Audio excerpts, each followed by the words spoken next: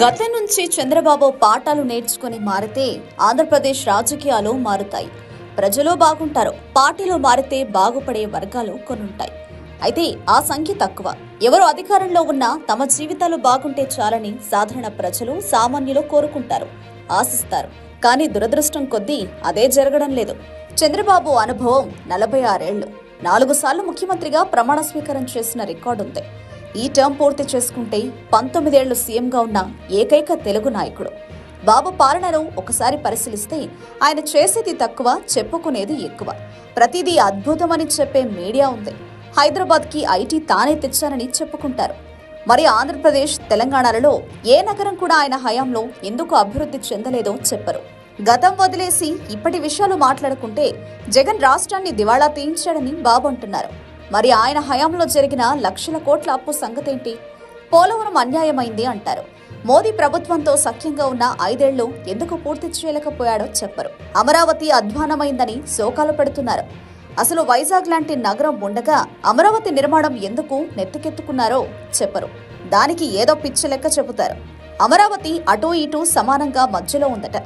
రాజధాని ఎప్పుడూ రాష్ట్ర నడి మధ్యన ఉండాలట.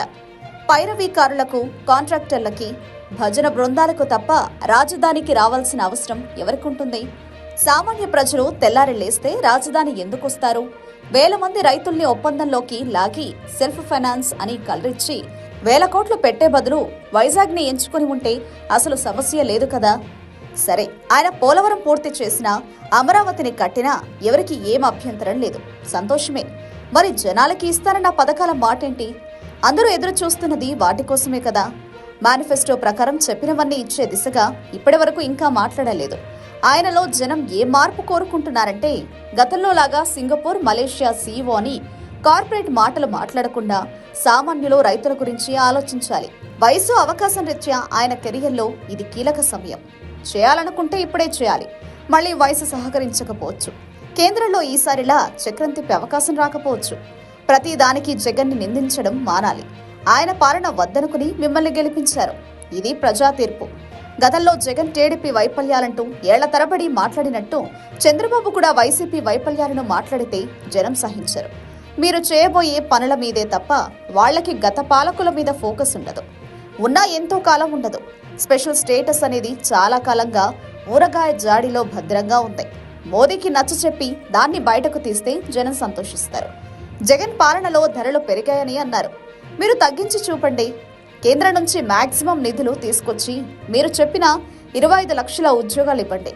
నిరుద్యోగ భృతి ఇచ్చినా తీసుకునేవాడుండడు. విశాఖ ఉక్కు తొక్కు కాకుండా చూడండి. రైల్వే జోన్ను తీసుకురండి. ప్రపంచంలో ఏ నగరము చూస్తూ ఉండగా నిర్మాణం కాదు. అమరావతి కూడా అంతే.